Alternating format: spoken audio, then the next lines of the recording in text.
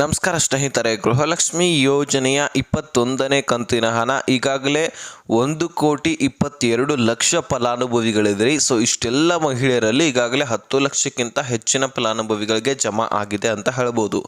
So ಇನ್ನೂ 1 ಕೋಟಿಗಿಂತ ಹೆಚ್ಚಿನ ಫಲಾನುಭವಿಗಳು ಬಾಕಿ ಇದ್ದೀರಿ. ಸೊ ಅವರೆಲ್ಲರ ಖಾತೆಗೆ ಹಣ ಜಮಾ ಮಾಡಬೇಕಾಗಿದೆ.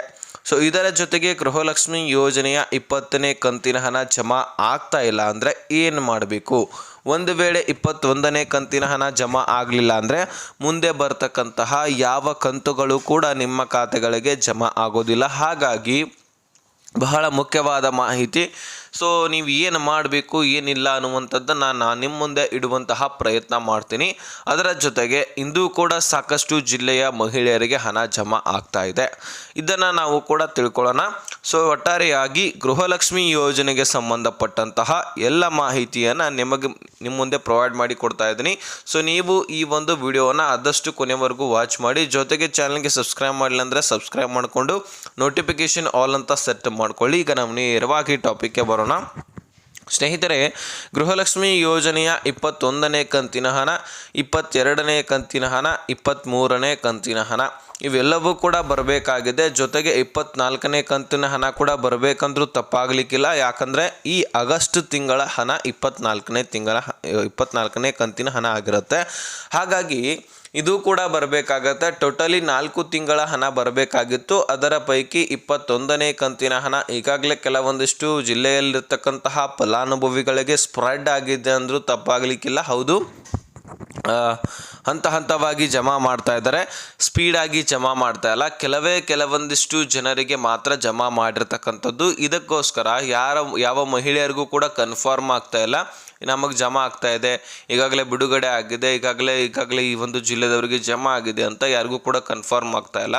ಸೊ ಅದು ನಿಜ. ಯಾಕಂದರೆ ಸ್ಪೀಡಾಗಿ ಜಮಾ ಮಾಡಿದ್ರೆ ಎಲ್ಲರಿಗೂ ಕೂಡ ಕ್ಲಿಯರಿಟಿ ಸಿಗ್ತಾ ಇತ್ತು. ಆದರೆ ರಾಜ್ಯ ಸರ್ಕಾರ ಅತಿ ಸ್ಲೋವಾಗಿ ಜಮಾ ಮಾಡ್ತಾ ಇದೆ. ಇದಕ್ಕೆ ಕಾರಣ ಕೂಡ ಇದೆ, ತಾಂತ್ರಿಕ ದೋಷ ಆಗಬಾರದಂತ. ಹೌದು, ಈಗಾಗಲೇ ದುಡ್ಡು ಹಾಕಿ ಬಹಳ ದಿನೇನ ಆಯಿತು. ಹಾಗಾಗಿ ಮತ್ತೆ ರಿಪೀಟ್ ಹಾಕ್ಲಿಕ್ಕೆ ಹೋದರೆ ಯಾವುದಾದ್ರೂ ತಾಂತ್ರಿಕ ದೋಷ ಆಗುತ್ತಾ ಅಂತ ನೋಡಲಿಕ್ಕೆ ಇದನ್ನು ಸರಿಪಡಿಸ್ಕೊಂಡು ಅಮೌಂಟನ್ನು ಹಾಕ್ತಾ ಇದ್ದಾರೆ. ಈಗ ಯಾವುದೇ ಆ ರೀತಿ ಸಮಸ್ಯೆ ಇಲ್ಲ. ಆದರೂ ಕೂಡ ಈ ರೀತಿ ಹಾಕ್ತಾ ಇರತಕ್ಕಂಥದ್ದು ಅತಿ ಸ್ಲೋವಾಗಿ ಹಾಕ್ತಾ ಇದ್ದಾರೆ. ಈಗಾಗಲೇ ನಮ್ಮ ಮನವಿ ಕೂಡ ಇದೆ ಸರ್ಕಾರಕ್ಕೆ, ಆದಷ್ಟು ಬೇಗ ಎಲ್ಲರ ಖಾತೆಗಳಿಗೆ ಜಮಾ ಮಾಡಿ ಕ್ಲಿಯರ್ ಮಾಡಿ ಅಂತಕ್ಕಂತಹ ಮನವಿ ಕೂಡ ಇರುತ್ತೆ. ಈಗಾಗಲೇ 10 ಲಕ್ಷ ಫಲಾನುಭವಿಗಳಿಗೆ ಜಮಾ ಆಗಿದೆ ಅಂತ ಹೇಳ್ಬೋದು. ಅದರಲ್ಲಿ ಬೆಂಗಳೂರು ನಗರ, ಬೆಂಗಳೂರು ಗ್ರಾಮಾಂತರ, ಕೋಲಾರ, ಕೊಡಗು, ಅದೇ ರೀತಿಯಾಗಿ ಕಲಬುರಗಿ, ಗದಗ ಈ ಒಂದು ಜಿಲ್ಲೆಗಳಲ್ಲಿರ್ತಕ್ಕಂತಹ ಮಹಿಳೆಯರಿಗೆ ಮುಖ್ಯವಾಗಿ ಜಮಾ ಆಗಿದೆ ಅಂತ ಅಂದ್ಕೊಳ್ಬೋದು. ಇನ್ನೊಂದು, ಈ ಒಂದು ಜಿಲ್ಲೆದವರು ಅಂದ್ಕೊಳ್ತೀರಿ ಈಗ ನಮಗೆ ಜಮಾ ಆಗಿಲ್ಲ, ಹಾಗಾದರೆ ಇವರು ಈ ಜಿಲ್ಲೆಗಳನ್ನು ಹೇಳಿದ್ರಂತ. ಹೌದು, ನಿಮಗೆ ಜಮಾ ಆಗಿರದೇ ಇರ್ಬೋದು, ಆದರೆ ಅಲ್ಲಿರ್ತಕ್ಕಂತಹ ಕೆಲವೊಂದಿಷ್ಟು ಫಲಾನುಭವಿಗಳಿಗೆ ಜಮಾ ಆಗಿದೆ. ಇನ್ನು ನಾನು ಹೇಳಿರ್ತಕ್ಕಂತಹ ಜಿಲ್ಲೆಗಳಲ್ಲಿ ಹಲವಾರು ಫಲಾನುಭವಿಗಳು ಬಾಕಿ ಇದ್ದಾರೆ, ಅವ್ರಿಗೂ ಕೂಡ ಜಮಾ ಮಾಡ್ತಾ ಇದ್ದಾರೆ. ಸೊ ಹಂತವಾಗಿ ಹಣ ಬರ್ತಾ ಇದೆ. ಯಾರು ಕೂಡ ತಲೆ ಕೆಡಿಸ್ಕೊಳ್ಳುವಂತಹ ಅವಶ್ಯಕತೆ ಇಲ್ಲ ಅಂತ ಲಕ್ಷ್ಮೀ ಹೆಬ್ಬಾಳ್ಕರ್ ಮೇಡಮ್ ಅವರು ಅಪ್ಡೇಟನ್ನು ಕೊಟ್ಟಿದ್ದಾರೆ. ಹಾಗಾಗಿ ಈ ಒಂದು ಗೃಹಲಕ್ಷ್ಮಿ ಯೋಜನೆಯ ಹಣ ನಿಮಗೆ ತಲೆ ಕೆಡಿಸ್ಕೊಳ್ಳುವಂಥ ಅವಶ್ಯಕತೆ ಇಲ್ಲ. ಡೆಫಿನೆಟ್ಲಿ ಜಮಾ ಮಾಡಿ ಕೊಡ್ತೇವೆ. ಯಾವುದೇ ಕಾರಣಕ್ಕೂ ಕೂಡ ಇದನ್ನು ನಾವು ನಿಲ್ಲಿಸೋದಿಲ್ಲ ಅಥವಾ 3 ತಿಂಗಳಿಗೊಮ್ಮೆನೂ ಕೂಡ ಕೊಡೋದಿಲ್ಲ. ಪ್ರತಿ ತಿಂಗಳು ಕೂಡ ನಿಮ್ಮ ಖಾತೆಗಳಿಗೆ ನಾವು ಒದಗಿಸಿ ಕೊಡುವಂತಹ ಕೆಲಸ ಮಾಡ್ತೀವಿ ಅಂತ ಸ್ಪಷ್ಟನೆಯನ್ನು ಕೊಟ್ಟಿದ್ದಾರೆ. ಜೊತೆಗೆ ಸ್ನೇಹಿತರೆ, ಈಗ ಯಾವ ಜಿಲ್ಲೆಗಳಿಗೆ ದುಡ್ಡು ಬರಲಿದೆ ಅಂತಕ್ಕಂಥದ್ದನ್ನು ನೋಡೋಣ. ತದನಂತರ ನಿಮಗೆ ಹಣ ಬರಲಿಲ್ಲ ಅಂದರೆ ಏನು ಮಾಡಬೇಕು, ಯಾರಿಗೆ ಬರೋದಿಲ್ಲ, ಯಾರಿಗೆ ಬರುತ್ತೆ, ಅದರ ಬಗ್ಗೆ ನಾವು ಚರ್ಚೆ ಮಾಡೋಣ. ಸ್ನೇಹಿತರೆ, ಇಂದು ಕಲಬುರಗಿ ಆಗಿರಲಿ, ಅದೇ ರೀತಿಯಾಗಿ ಹಾಸನ ಆಗಿರಲಿ, ಬೆಂಗಳೂರು ನಗರ, ಬೆಂಗಳೂರು ಗ್ರಾಮಾಂತರದಲ್ಲಿ ಇನ್ನೂ ಹಲವಾರು ಫಲಾನುಭವಿಗಳು ಬಾಕಿ ಇದ್ದಾರೆ. 35 ಜಿಲ್ಲೆಗಳಲ್ಲಿರ್ತಕ್ಕಂತಹ ಗ್ರಾಮದಲ್ಲಿರ್ತಕ್ಕಂತಹ ಫಲಾನುಭವಿಗಳಿಗೆ ದುಡ್ಡು ಹೋಗಬೇಕಾಗಿದೆ. ಹಾಗಾಗಿ ಅಲ್ಲಿ ಕೂಡ ದುಡ್ಡು ಹೋಗುತ್ತೆ. ಇನ್ನು ಗದಗಕ್ಕೆ, ಅದೇ ರೀತಿಯಾಗಿ ಚಿಕ್ಕಮಗಳೂರು, ಅದೇ ರೀತಿಯಾಗಿ ಶಿವಮೊಗ್ಗ, ಅದೇ ರೀತಿಯಾಗಿ ಮಂಡ್ಯ ಈ ಒಂದು ಜಿಲ್ಲೆಗಳಿಗೆ ಹಣ ಹೋಗಲಿದೆ ಅಂತಕ್ಕಂತಹ ಅಧಿಕೃತ ಮಾಹಿತಿ ಸಿಕ್ಕಿರ್ತಕ್ಕಂಥದ್ದು. ಇದು ಹಂತವಾಗಿ ಹಣ ಜಮಾ ಮಾಡಿ ಎಲ್ರಿಗೂ ಕೂಡ ಕ್ಲಿಯರ್ ಆಗುತ್ತೆ. ಅದಕ್ಕೆ ಯಾರು ಕೂಡ ವರಿ ಮಾಡ್ಕೊಳ್ಬೇಡಿ ಅಂತ ಇಲ್ಲಿ ಸ್ವತಃ ಸರ್ಕಾರವೇ ತಿಳಿಸಿದೆ. ಇನ್ನು ನಾವು ಮುಖ್ಯವಾದ ಒಂದು ಟಾಪಿಕ್ಗೆ ಬರೋಣ. ಸ್ನೇಹಿತರೆ, ಗೃಹಲಕ್ಷ್ಮಿ ಯೋಜನೆಯ 21ನೇ ಕಂತು ಬಹಳಷ್ಟು ಫಲಾನುಭವಿಗಳಿಗೆ ಜಮಾ ಆಗದೇನೆ ಇರಬಹುದು. ಯಾಕಂದರೆ ಮತ್ತೆ ಆಹಾರ ಇಲಾಖೆ ತನ್ನ ಕೈಚಳಕವನ್ನು ಸ್ಟಾರ್ಟ್ ಮಾಡಿದೆ ಅಂತ ಹೇಳ್ಬೋದು. ಹೌದು ಸ್ನೇಹಿತರೆ, ಪಿಂಚಣಿ ಯೋಜನೆಯಲ್ಲಿ ಕೂಡ ಸಾಕಷ್ಟು ಫಲಾನುಭವಿಗಳನ್ನು ತೆಗೆದುಹಾಕಿದ್ದಾರೆ. ಮತ್ತೆ ಈಗ ಆಹಾರ ಇಲಾಖೆ ಏನು ಮಾಡ್ತಾ ಇದೆ, ರೇಷನ್ ರೇಷನ್ಸ್ ಕಾರ್ಡ್ಗಳನ್ನು BPLದಿಂದ APLಗೆ ಕನ್ವರ್ಟ್ ಮಾಡ್ತಾ ಇದೆ. ಹೌದು, ಬಹಳಷ್ಟು ಜನರ ರೇಷನ್ಸ್ ಕಾರ್ಡ್ಗಳನ್ನು ಕನ್ವರ್ಟ್ ಮಾಡ್ತಾ ಇದೆ. ಅದರ ಜೊತೆಗೆ ಒಂದೇ ಮನೆಯಲ್ಲಿ 2ರಿಂದ 3 ರೇಷನ್ಸ್ ಕಾರ್ಡ್ಗಳನ್ನು ಹೊಂದಿದ್ದಂಥವರನ್ನು ರೇಷನ್ ಕಾರ್ಡ್ನಿಂದ ಹೊರಗಿಡಲಾಗ್ತಾ ಇದೆ. ಟೋಟಲಿ ರದ್ದು ಮಾಡ್ತಾರೆ. ಆಮೇಲೆ ನಾವು ಅಪ್ಲಿಕೇಶನ್ ಹಾಕಿದ್ದೆ ಆದರೆ APL ರೇಷನ್ ಕಾರ್ಡನ್ನು ಕೊಡ್ತಾರೆ. ಹೌದು, ಒಂದು ವೇಳೆ ನಿಮ್ಮದು BPL ರೇಷನ್ ಕಾರ್ಡ್ ಇದ್ದರೆ ಆ ರೀತಿ ಯಾವುದೇ ತಪ್ಪುಗಳನ್ನು ಮಾಡ್ಲಿಕ್ಕೆ ಹೋಗಬೇಡಿ. ಒಂದು ವೇಳೆ ರೇಷನ್ ಕಾರ್ಡ್ ಹೋಯ್ತಂದರೆ ಮತ್ತೆ ನಿಮ್ಮ ರೇಷನ್ ಕಾರ್ಡ್ APL ಆಗಿ ಬರುತ್ತೆ ಹೊರತು BPL ಆಗಿ ಅಲ್ಲ. ಅದಕ್ಕೋಸ್ಕರ BPLಗೆ ಇರತಕ್ಕಂತಹ ಸ್ಪೆಸಿಲಿಟೀಸ್ಗಳು APLಗೆ ಇರೋದಿಲ್ಲ. ಯಾಕಂದರೆ ಎಕ್ಸಾಂಪಲ್ ಹೇಳ್ತೀನಿ ಕೇಳಿ, ಆಯುಷ್ಮಾನ್ ಕಾರ್ಡ್ನಲ್ಲಿ ಕೇಂದ್ರ ಸರ್ಕಾರದಿಂದ ಯೋಜನೆ ಇದು. ಆಯುಷ್ಮಾನ್ ಕಾರ್ಡ್ನಲ್ಲಿ ನೀವು 5 ಲಕ್ಷ ರೂಪಾಯಿ BPL ರೇಷನ್ ಕಾರ್ಡ್ದವರು ಚಿಕಿತ್ಸೆ ಮಾಡ್ಕೊಂಡಿದ್ದೆ ಆದರೆ APLದವರು 3 ಲಕ್ಷ ರೂಪಾಯಿ ಚಿಕಿತ್ಸೆ ಮಾಡ್ಕೊಳ್ಬೋದು. ನೋಡಿ, 2 ಲಕ್ಷ ರೂಪಾಯಿ ಡಿಫ್ರೆನ್ಸ್ ಉಳಿತು. ಅದಕ್ಕೋಸ್ಕರ ಹೇಳ್ತಾ ಇದ್ದೀನಿ, ಈ ಒಂದು ರೇಷನ್ ಕಾರ್ಡ್ಗಳನ್ನು ಯಾವುದೇ ರೀತಿಯಾಗಲಿ ಕಳ್ಕೊಳ್ಳಿಕ್ಕೆ ಹೋಗಬೇಡಿ. ಎಲಿಜಿಬಲ್ ಇದ್ದರೆ ನೀವು ಖಂಡಿತವಾಗಲೂ ಇದನ್ನು ಪಡ್ಕೊಳ್ಳೇಬೇಕು. ಇದರಿಂದ ಯೋಜನೆಗಳು ಬಹಳಷ್ಟು ಇದ್ದಾವೆ. ಅದೇ ರೀತಿಯಾಗಿ ಕ್ಯಾನ್ಸರ್ ಚಿಕಿತ್ಸೆಯಲ್ಲಿ ಸಬ್ಸಿಡಿ ಇರುತ್ತೆ. ಸೊ ಮುಂದೆ ಯಾವುದೇ ಪ್ರಾಬ್ಲಮ್ ಬಂದರೂ ಸಹಿತ ನಿಮಗೆ ಸಾಲ ಕೊಡ್ತಾ ಇದ್ದರೆ ಸರ್ಕಾರದಿಂದ ಯಾವುದೇ ಸಾಲ ಬಂದಿದ್ದು ಸಹಿತ ಕಡಿಮೆ ಬಡ್ಡಿದಲ್ಲಿ ಸಾಲ ಸಿಗ್ತಾ ಇರುತ್ತೆ. ಈ ರೀತಿ ಹಲವಾರು ಯೋಜನೆಗಳಿದ್ದಾವೆ. ಆ ಎಲ್ಲ ಯೋಜನೆಗಳನ್ನು ನೀವು ಪಡ್ಕೊಳ್ಬೇಕಂದ್ರೆ ರೇಷನ್ ಕಾರ್ಡ್ ಬಹಳ ಮುಖ್ಯವಾಗಿರ್ತಕ್ಕಂಥದ್ದು. ಹಾಗಾದರೆ ಈ ಒಂದು ರೇಷನ್ ಕಾರ್ಡ್ ಉಳಿಬೇಕಲ್ವಾ? ಈಗ ಒಂದೇ ಮನೆಯಲ್ಲಿ ಇದ್ಕೊಂಡು 2ರಿಂದ 3 ರೇಷನ್ ಕಾರ್ಡ್ಗಳನ್ನು ಮಾಡ್ತೀರಿ, ಸರ್ಕಾರಕ್ಕೆ ವಿರುದ್ಧವಾಗಿ ಕೆಲಸ ಮಾಡ್ತಾ ಇದ್ದೀರಿ. ಸೊ ನೀವು ಗೃಹಲಕ್ಷ್ಮಿ ಯೋಜನೆಯಲ್ಲಿ ಈಗ 3 ರೇಷನ್ ಕಾರ್ಡ್ ಇದ್ದರೆ 6,000 ಜಮಾ ಆಗುತ್ತೆ ನೀವು ಒಂದೇ ಮನೆಯಲ್ಲಿ. ಈಗ 20 ಕಂತುಗಳು ಜಮಾ ಆಗಿದ್ದಾವೆ. ಟೋಟಲಿ 1,20,000 ಜಮಾ ಮಾಡ್ಕೊಂಡಂಗೆ ಆಗಿರುತ್ತೆ ನೀವು.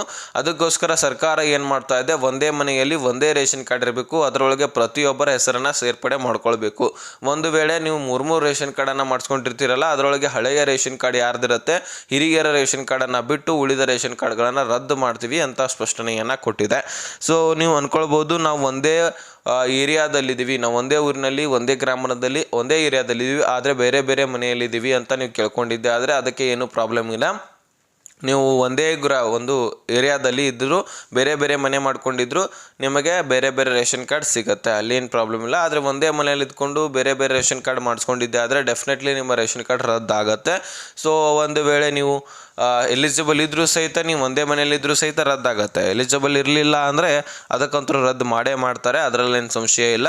ಸೊ ಅದಕ್ಕೋಸ್ಕರ ಹೇಳ್ತಾ ಇದ್ದೀನಿ, ಎಲಿಜಿಬಲ್ ಇದ್ದರೂ ಸಹಿತ ನಿಮ್ಮ ರೇಷನ್ ಕಾರ್ಡನ್ನು ಕಡ್ಕೊಳ್ಳಿಕ್ಕೆ ಹೋಗಬೇಡಿ. ಒಂದೇ ಒಂದು ರೇಷನ್ ಕಾರ್ಡ್ನಲ್ಲಿ ನಿಮ್ಮ ಹೆಸರನ್ನು ಸೇರ್ಪಡೆ ಮಾಡ್ಕೊಳ್ಳಿ. ಇನ್ನು ಯಾಕಂದರೆ ಸರ್ಕಾರದ ಆರ್ಥಿಕ ಹೊರೆ ಕೂಡ ಬೀಳಬಾರ್ದು. ಸರ್ಕಾರ ಅದ್ರ ಬಗ್ಗೆನೂ ಕೂಡ ಚಿಂತನೆಯನ್ನು ನಡೆಸಿದೆ. ಅದಕ್ಕೋಸ್ಕರ ಈ ಕೆಲಸವನ್ನು ಹೇಳಿದೆ. ಸೊ ಅದೇ ರೀತಿಯಾಗಿ ಇನ್ನು ಯಾರದೇ GST ಪೇಯರ್ ಆಗಿರಲಿ, ಇನ್ಕಮ್ ಟ್ಯಾಕ್ಸ್ ಪೇಯರ್ ಆಗಿರಲಿ, ಇವರೆಲ್ಲರನ್ನು ಕೂಡ ತೆಗೆದಾಕಿದೆ. ಇನ್ನು ಯಾರ್ಯಾರ್ದು ಆದಾಯ ಹೆಚ್ಚಾಗ್ತಾ ಇದೆ ವರ್ಷಕ್ಕೆ, ಈಗ ಸಣ್ಣ ಪುಟ್ಟ ವ್ಯಾಪಾರಗಳನ್ನ ಮಾಡ್ಕೊಳ್ತಾ ಇರ್ತಾರೆ, ಅವರೆಲ್ಲರದು ಕೂಡ ವ್ಯಾಪಾರ ಹೆಚ್ಚಾಗಿರುತ್ತೆ, ಅರ್ಧರು ಸಹಿತ BPL ರೇಷನ್ ಕಾರ್ಡನ್ನು ಮಾಡ್ಕೊಂಡಿರ್ತಾರೆ. ಸೊ ಅಂಥವ್ರದ್ದು ಕೂಡ ರೇಷನ್ ಕಾರ್ಡ್ ರದ್ದಾಗತ್ತೆ. ಹಾಗೆ ಸೊ ಇಂತಹ ಯಾರ್ಯಾರು ಫಲಾನುಭವಿಗಳಿದ್ದಾರೆ ಅಂತಹ ಎಲ್ಲ ಫಲಾನುಭವಿಗಳನ್ನು ರೇಷನ್ ಕಾರ್ಡನ್ನು ರದ್ದು ಮಾಡ್ತಾ ಇದೆ ಆಹಾರ ಇಲಾಖೆ. ಸೊ ಕಂದಾಯ ಇಲಾಖೆದಿಂದನೂ ಕೂಡ ಇನ್ಫಾರ್ಮೇಷನ್ ತಗೊಳುತ್ತೆ. ಹೊಲ ಗದ್ದೆಗಳು ಇದ್ದಂಥವ್ರದ 3 ಎಕರೆಗಿಂತ ಹೆಚ್ಚಿನ ರೇಷನ್ ಒಂದು ಹೊಲ ಗದ್ದೆಗಳಿದ್ದರೆ ಅವರದ್ದು APLಗೆ ಕನ್ವರ್ಟ್ ಮಾಡಲಾಗ್ತಾ ಇದೆ.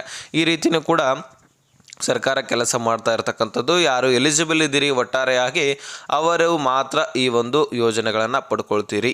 ಸೊ ಒಂದು ವೇಳೆ ನಿಮಗೆ ಏನೇನು ಈ ಒಂದು ಯೋಜನೆಗೆ ನಾವು ಎಲಿಜಿಬಲ್ ಇರಬೇಕಂದ್ರೆ ಏನೇನು ನಮಗೆ ಎಲಿಜಿಬಿಲಿಟಿ ಇರಬೇಕು ಅಂತಕ್ಕಂತಹ ವಿಡಿಯೋ ನಿಮಗೆ ತಿಳಿಸ್ಬೇಕಾಗಿದ್ದೆ ಆದರೆ ಕಮೆಂಟ್ನಲ್ಲಿ ಎಲಿಜಿಬಿಲಿಟಿ ಏನೇನು ಬೇಕು ಅಂತಕ್ಕಂತಹ ಒಂದು ಮಾಹಿತಿಯನ್ನು ಕಮೆಂಟ್ ಮಾಡಿ ತಿಳಿಸಿ, ನಾನು ಮತ್ತೊಂದು ವಿಡಿಯೋದಲ್ಲಿ ತಿಳಿಸ್ಕೊಡ್ತೀನಿ. ಹೌದು, ಅದು ಲಾಂಗ್ ವಿಡಿಯೋ ಆಗುತ್ತೆ, ಅದಕ್ಕೋಸ್ಕರ ಅದರಲ್ಲಿ ಸಪ್ರೇಟಾಗಿ ನಿಮಗೆ ಕ್ಲಿಯರಾಗಿ ತಿಳಿಸ್ಕೊಡ್ತೀನಿ ಯಾವ ರೀತಿಯಾಗಿ ಎಲಿಜಿಬಿಲಿಟಿಯನ್ನು ಹೊಂದಿರಬೇಕು. ಯಾಕಂದರೆ ಈ ಒಂದು ಯೋಜನೆಯನ್ನು ಕಳ್ಕೊಂಡ್ಬಿಟ್ರೆ ಬೇರೆ ಯಾವ ಯೋಜನೆಗಳನ್ನು ಪಡ್ಕೊಳ್ಳಿಕ್ಕೆ ಸಾಧ್ಯ ಇಲ್ಲ, ಅಥವಾ ಆ ಯೋಜನೆಗಳನ್ನು ಕಳ್ಕೊಂಡ್ರೆ ಈ ಯೋಜನೆಗಳನ್ನು ಕಳ್ಕೊಳ್ಳಿಕ್ಕೆ ಆಗ್ತೀರಿ. ಯಾಕಂದರೆ ಒಂದು ಯೋಜನೆ ಮಿಸ್ ಆದರೂ ಸಹಿತ ನೀವು ಎಲಿಜಿಬಲ್ ಇಲ್ಲದ ಹಾಗೆ ಯಾವ ಯೋಜನೆಗಳು ಕೂಡ ಸಿಗೋದಿಲ್ಲ. ಅದಕ್ಕೋಸ್ಕರ ಹೇಳ್ತಾ ಇದ್ದೀನಿ, ನಿಮಗೆ ಸಪ್ರೇಟಾಗಿ ವಿಡಿಯೋ ಮಾಡಿ ತಿಳಿಸ್ಬೇಕಂದ್ರೆ ಅದಕ್ಕೆ ಕಮೆಂಟ್ ಮಾಡಿ ತಿಳಿಸಿ, ಬೇರೆ ವಿಡಿಯೋ ಮಾಡಿ ನಮಗೆ ಎಲಿಜಿಬಿಲಿಟಿ ಏನೇನು ಇರಬೇಕು ಅಂತಕ್ಕಂಥದ್ದನ್ನು ಕಮೆಂಟ್ ಮಾಡಿ ತಿಳಿಸಿ ಅಂತ, ಒಂದು ವಿಡಿಯೋ ಮಾಡಿ ತಿಳಿಸಿ ಅಂತ ಕಮೆಂಟ್ ಮಾಡಿ. ಸೊ ಇಷ್ಟು ಅಪ್ಡೇಟು ನಿಮಗೆ ಸಿಕ್ಕಿದ್ದೆ. ಆದರೆ ನೆಕ್ಸ್ಟ್ ಮಾಹಿತಿ ಒಂದಿಷ್ಟು ಸಿಗೋಣ. ಅಲ್ಲಿ ತನಕ ಬಾಯ್ ಬಿಡಿ ಫ್ರೆಂಡ್ಸ್.